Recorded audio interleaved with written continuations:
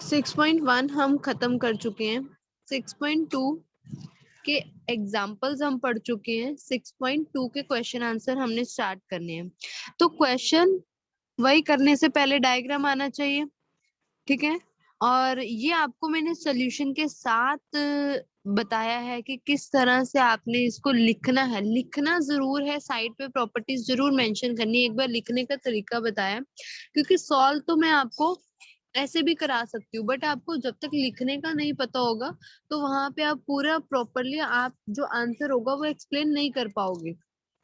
Figure देखो, अब ये फिगर दी हुई है और फाइंड आउट क्या करना है हमें, एक्स और वाई की वैल्यू को फाइंड आउट करना है, एक्स और वाई, ठीक है आपके पास। अब एक्स और वाई का मतलब क्या है, देखो आपको ना यहीं से एक चीज नजर आ रही है, ये फिगर के अंदर 130 वाई के इक्वल हो सकता है। क्यों? वर्टिकली अपोजिट एंगल्स होता है। तो सबसे पहले angle y is equal to 130 क्या है, वर्टिकली अपोजिट एंगल्स आप लिख सकते हो। अब उसके बाद आपके पास ये देखो, ये एक आपके पास ट्रांसवर्सल लाइन है, दो पैरेलल लाइंस को ट्रांसवर्सल लाइन कट कर रही है। तो ये आपके पास क्या बन रहा है टोटल, 180।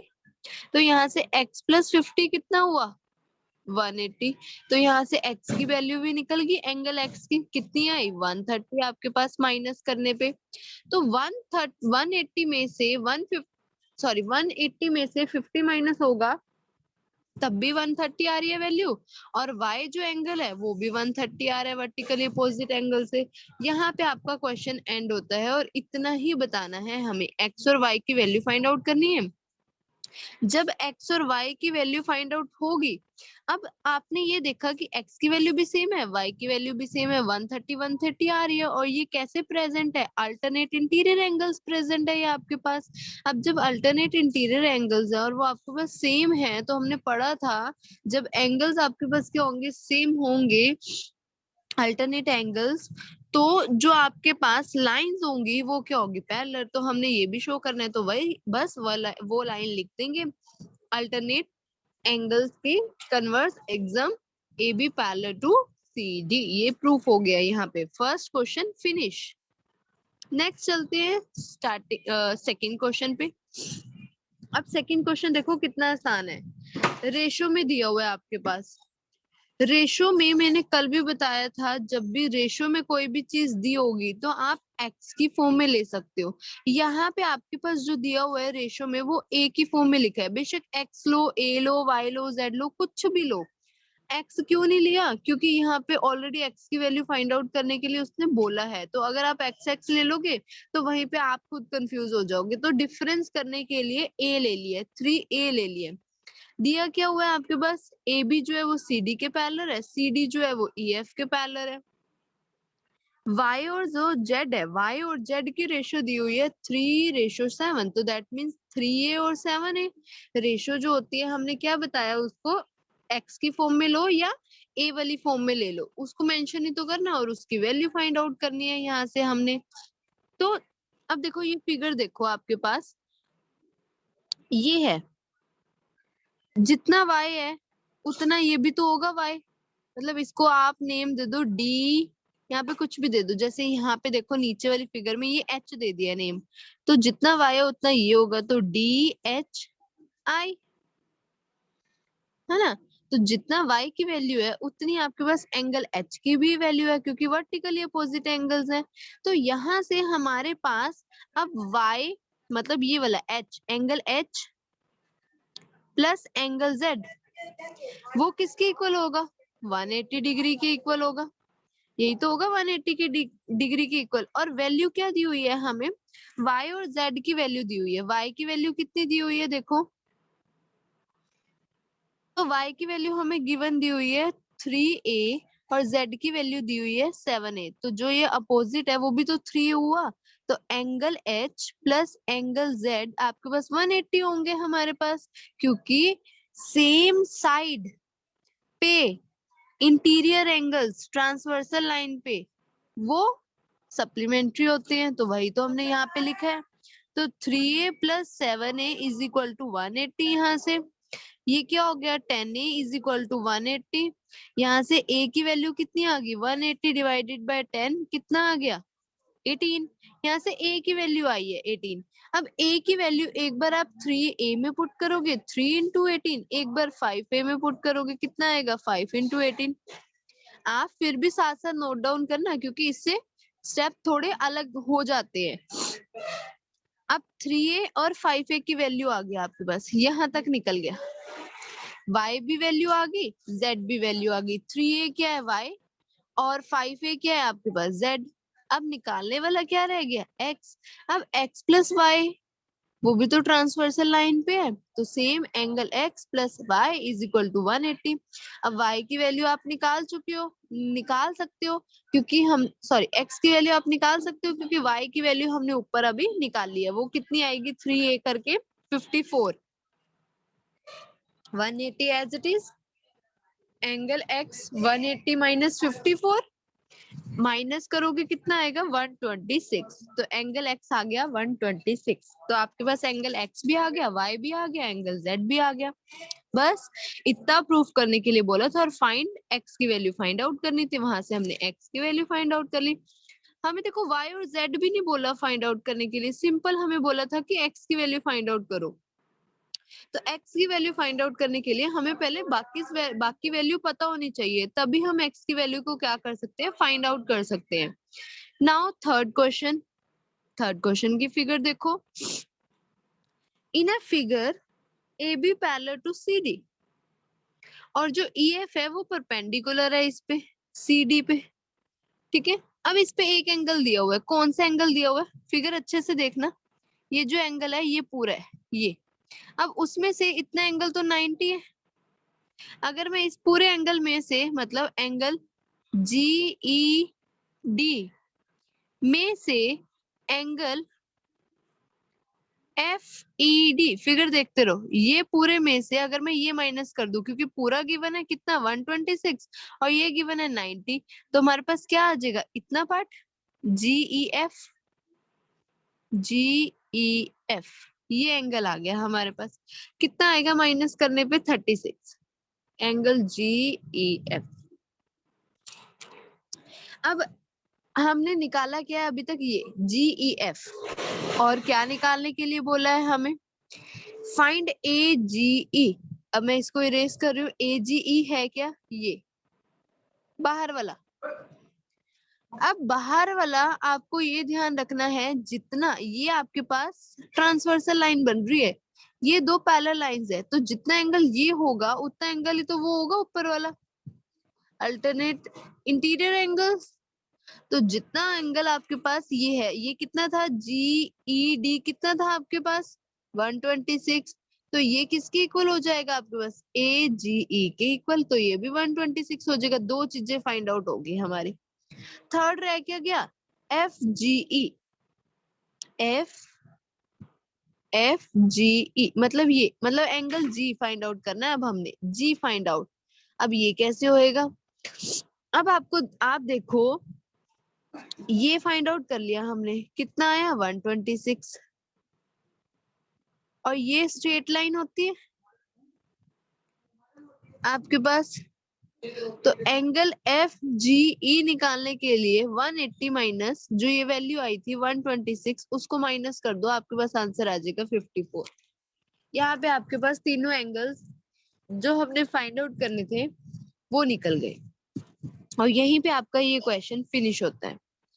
नेक्स्ट चलते हैं फोर्थ क्वेश्चन पे। बहुत इजी क्वेश्चन है ये, सिर्फ आपने इतना ध्यान रखना है कि जो आपको फिगर दी हुई है उसके अंदर ट्रांसवर्सल लाइन कौन सी है, पैरेलल लाइन कौन सी है, प्रॉपर्टी कौन सी यूज हो रही है, तभी मैंने आपको यहाँ पे आज सोल्यूशन दिखाया। अदरवाइज मैं कराने को खुद करा सकती थी, बट जब तक आपको ये ऐसे पता नहीं होगा कैसे वे में लिखना है तो गलत हो जाएगा। नेक्स्ट देखो फिगर पी क्यू जो है वो एस टी के पैरेलल है, पैरेलल ऐसे हो सकता है, पैरेलल है। उसके बाद angle P Q are, P Q are कितना है 110, आर एस टी कितना है 130। एंगल हमने निकालना क्या बीच का एंगल निकालना है, QRS। अब बीच का एंगल कैसे निकलेगा, देखो बहुत इजी है, ये पैरेलल लाइंस है तो इसको मैंने डॉटेड ड्रॉ कर ली इस तरह से। जब डॉटेड ड्रॉ कर रहे हैं हम तो ये बन क्या रहा है, ट्रांसवर्सल लाइन ही तो, ट्रांसवर्सल लाइन ही तो बन रही है आपके पास। तो यहां से जो आपके पास, सॉरी, TSX इतना पार्ट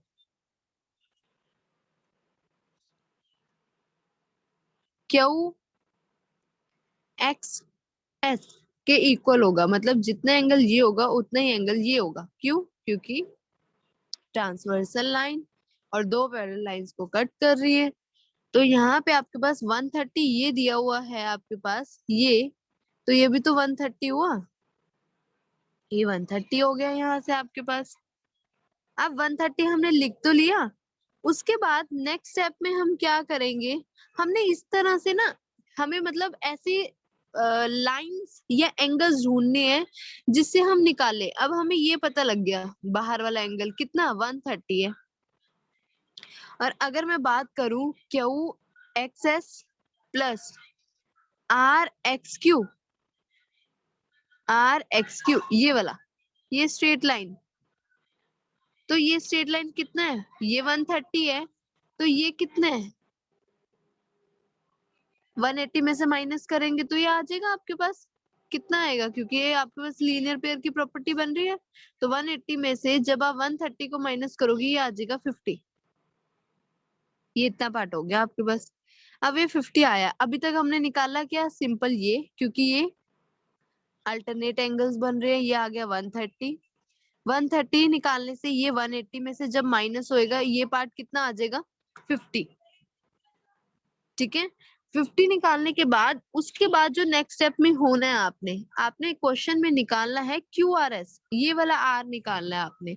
उसके बाद उसके बाद आप देखोगे कि जो आपके पास PQR है वो QRM के इक्वल है, क्योंकि ये ट्रांसवर्सल लाइन बन रही है, हमने हाफ हाफ पार्ट करके निकाल रहे हैं हम। देखो ये ट्रांसवर्सल लाइन निकल रही है, तो ये आपके पास क्या है 110 हो गया आपके पास QRM, मतलब इतना पार्ट पूरा। अब दूसरी साइड चलते हैं, ये स्टेप वाइज सारा लिखा हुआ है बेटा, अगर आपका मिस भी हो रहा है। ये इतना पार्ट हो गया हमारा। अब उसके बाद हमने देखना है RXQ, ये पार्ट किसके इक्वल है, XRM के। ये क्यों ऐसा किया हमने, क्योंकि ये अभी निकाला है, ये कितना आया था हमारे पास ऊपर 50, तो ये 50 है, इतना पार्ट भी तो 50 है, हमें पूरा पता है कितना है 110। 110 में से अगर 150 माइनस करूंगी तो मेरे पास ये अंदर वाला तो आ जाएगा, सिर्फ कितना आया 60। बस थोड़ा सा समझना पड़ेगा कि कहाँ से क्या चीज ली है, तभी आपका ये क्वेश्चन हो पाएगा। मतलब है कुछ नहीं, ट्रांसवर्सल लाइन से वो निकाल रहा है, कभी कॉरेस्पॉन्डिंग एंगल्स लगा के, कभी अल्टरनेट प्रॉपर्टी लगा के, बस इसके बाद कुछ नहीं किया हुआ इन्होंने। नेक्स्ट चलते हैं फिफ्थ क्वेश्चन पे। फिफ्थ क्वेश्चन, ए बी जो है वो सी डी के पैरेलल है, ए बी जो है वो सी डी के पैरेलल है, और गिवन दिया हुआ है PRD 127। एक्स और वाई निकालना है आपको, फिगर के अंदर दिख ही रहा है एक्स कहाँ है और वाई कहाँ है आपके पास। अब देखो ये आपके पास स्ट्रेट लाइन बन रही है, और ये ट्रांसवर्सल लाइन बन रही है, ये भी स्ट्रेट लाइन बन रही है, तो जितना 50 है उतना ये भी तो होगा, उतना ये मींस मतलब आपके पास इंटीरियर एंगल की प्रॉपर्टी सेम साइड पे, तो 50 plus angle C is equal to 180 होगा। यहाँ से एंगल C निकल जाएगा, यहाँ एंगल C लिखा है या Q निकल जाएगा यहाँ से, Q plus 50 is equal to 180, तो कितना आ जाएगा एंगल Q 130। यहाँ पे ये निकल गया। अब ये इधर का निकला बाहर वाला एंगल, अगर मैं 130 180 में से माइनस कर दूं तो मेरा एक्स निकल गया, कौन सी प्रॉपर्टी, लीनियर पेयर की प्रॉपर्टी। जब एक्स निकल गया आपके पास, एक्स निकलने के बाद आपको ये प्रॉपर्टीज ये प्रॉपर्टी पड़ी होगी कि एक्सटीरियर एंगल जो ट्रायंगल का होता है वो सम ऑफ अपोजिट इंटीरियर एंगल के इक्वल होता है। तो यहाँ पे 127 है, यहाँ पे x है, यहाँ पे y है। x की वैल्यू हमने अभी अभी फाइंड आउट की है, कितनी आई है 50। तो 50 plus y is equal to 127, क्योंकि बाहर का एंगल अपोजिट साइड ट्रायंगल के इक्वल होता है, सम के इक्वल होता है। तो हमने वही तो किया, सम किया अपोजिट साइड वालों का, वो इसके इक्वल रख दिया। यहाँ जब मैं माइनस करूंगी तो y की वैल्यू यहाँ से आ जाएगी 77, निकल गई सबकी वैल्यू जो फाइंड आउट करनी थी हमने। ठीक है, अब लास्ट क्वेश्चन चलते हैं हम।